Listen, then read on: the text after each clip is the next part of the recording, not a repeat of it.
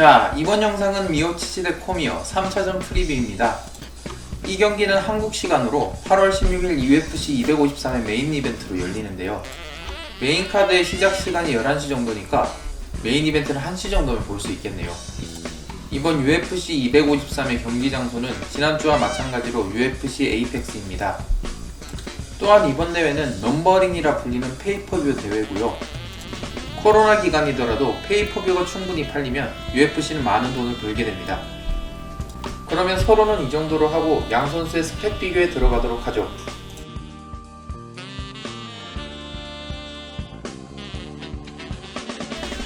우선 나이입니다. 코미어가 41세로 늙었습니다. 그래도 동글동글하게 생겨서 동안입니다. 챔피언 미오치치도 37세로 이제 노장에 속하네요. 키입니다. 미오치치가 195.58, 코미어가 180.34입니다. 약 15cm 정도의 차이가 나는 것을 확인할 수 있습니다. 리치입니다. 미오치치가 203.2, 코미어가 184.15입니다. 약 20cm 정도의 차이가 있습니다. 신장까지 고려하면 코미어는 체감상 30cm 이상의 차이가 나겠네요. 한 팔에 15cm 정도니 미오치치 입장에서 치고 빠지기 수월합니다. 미오치치의 소속팀은 스트롱 스타일 파이트 팀으로 주요 선수로는 맷 브라운과 제시카 아이가 있습니다. 코미어의 소속팀은 명문팀인 AKA이고 하비에르 멘데즈가 코치로 있으며 하빕, 라콜드 등 유명 선수들이 많은 팀이죠.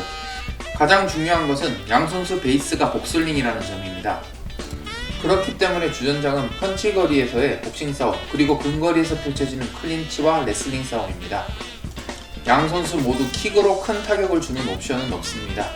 그런데 사실 이번 분석에서 양 선수 간의 스펙 분석은 큰 의미가 없죠. 왜냐면 이미 2번이나 붙어봤으니까요. 그렇기 때문에 1, 2차전을 정리하는 것이 더 중요합니다. 우선 양 선수의 1차전을 정리합니다. 코미어는 당시 라이트 헤비급 챔피언으로서 존스에게 타이틀을 잃은 적이 있지만 존스가 약을 한 사발 했다는 것이 들통났고, 이후 코미어는 타이틀을 돌려받은 후 볼칸과의 방어전에 성공했습니다. 당시 라이트 헤비급에는 적당한 도전자가 없는 상태였고, 코미어는 헤비급 타이틀에 도전함으로써 커리어를 업그레이드 시키길 원했죠. 당시 헤비급 챔피언이었던 미오치치는 은가누와의 3차 방어를 성공함으로써 헤비급 3차 방어라는 대기록을 달성합니다. 그랬기 때문에 슈퍼파이트를 할 자격이 있다는 평가가 지배적이었습니다. 그렇게 양 선수의 1차전이 성사되었습니다. 당시 코미어는 챔피언이긴 했지만 존스에게는 결국 안된다는 이미지가 있었고, 미오치치는 헤비급에서 질 것 같지 않은 포스를 뿜던 데라 미오치치가 이길 것이라는 평가가 지배적이었습니다. 1차전 당시 미오치치는 초반부터 복싱과 클린치 싸움을 적극적으로 걸었지만 코미어가 팔로 가드하거나 헤드 무빙에 의해 타격을 흘려버렸습니다. 또한 클린치와 테이크다운 시도도 별다른 효과를 거두지 못했어요. 오히려 이어지는 코미어의 반격이 매서웠습니다. 물론 필살기도요. 그러다 결국 클린치에서의 코미어의 노림수가 먹혀들어갔고, 경기는 코미어의 1라운드 KO 승으로 1차전이 마무리되었습니다. 미오치치가 너무 코미어의 앞면만 성급하게 노리고 들어갔고, 코미어는 잘 대응해주면서 자신의 작전은 성공시켜버리는 그런 경기였습니다.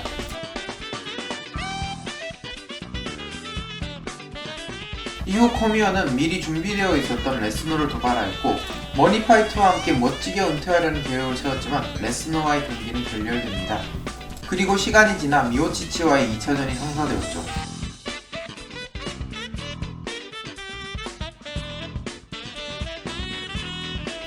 (2019년 8월 17일) 양 선수는 다시 한번 만나게 됩니다. 경기가 시작되었고 1라운드부터 코미어가 우세를 점하기 시작했습니다. 큰 테이크다운 성공 이후 그라운드에서 앞서갔죠. 2라운드부터 복싱 싸움이 시작되었지만 여전히 코미어가 우세했습니다. 3라운드까지 그런 장면이 이어졌고 유효타에서 코미어가 앞섰습니다. 미오치치가 타격과 레슬링으로 반격해보지만 대세에 영향을 주진 못했죠. 그렇게 포인트적으로 코미어가 앞선 가운데 3라운드가 끝이 났습니다. 이때 미오치치는 어떤 장면이 머릿속을 스쳐 지나갔다고 합니다. 그건 코미어와 앤더슨 실바의 경기였고, 코미어가 경기 막판에 바디킥을 맞고 아파하는 장면이었죠.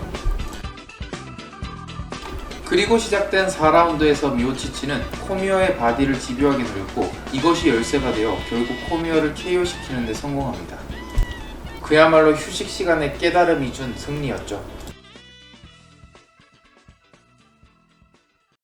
이렇게 미오치치는 타이틀을 다시 가져왔고 1년의 세월이 흘렀습니다.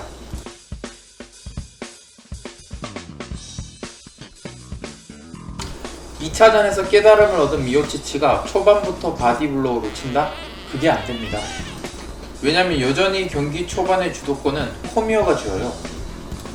1, 2차전에서 확실하게 확인할 수 있었던 것은 초반의 코미어는 미오치치보다 레슬링이 윗줄이라는 거였어요.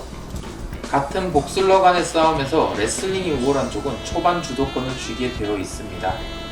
그래서 이 경기를 보는 포인트는 코미어가 초반 주도권을 어떻게 활용하는지예요. 심리전을 걸어서 경기 초반에 끝낼 것이냐 아니면 스노우볼을 굴릴 것이냐.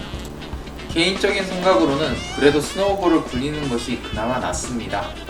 지금까지 미오치치를 초반에 끝내려다가 낭패를 본 파이터들이 많기 때문이죠. 미오치치가 빠지면서 대응이 가능한 파이터이기 때문에 초반에 끝내려다가 체력적인 손해를 볼 가능성이 높습니다. 초반에 코미어가 주도권을 쥐더라도 미오치치는 2차전처럼 뒤로 빠지면서 싸울 가능성이 높습니다. 그리고 리치 차이가 나기 때문에 코미어가 쉴 때쯤 되면 반격을 해올 겁니다. 그래서 결국 코미어가 체력적으로 떨어지는 시점이 올 거라고 생각해요. 그 이후엔 바디샷 다시 맞는 거죠. 그래서 코미어가 특별한 무언가를 준비해 오지 않는다면 미오치치가 경기 운영하기가 편하다고 생각합니다. 노세와의 경우에는 같이 늙어가는 입장이라 오히려 큰 변수가 되지 않는다고 생각하고 오히려 코로나 사태로 인해서 스파링 파트너를 구하는 문제라던가 무관중으로 인해서 세컨의 소리가 들린다는 점이 더 큰 변수가 될 것 같습니다. 그래서 정리를 하자면 이번 경기는 초반 라운드 코미어의 움직임을 뚫어져라 주시하면서 보고 그리고 시간이 흐른다면 시선을 미오치치로 주면서 본다면 좀 더 경기를 재밌게 볼 수 있을 것 같습니다. 시청해주셔서 감사합니다. 구독과 좋아요는 저에게 큰 힘이 됩니다.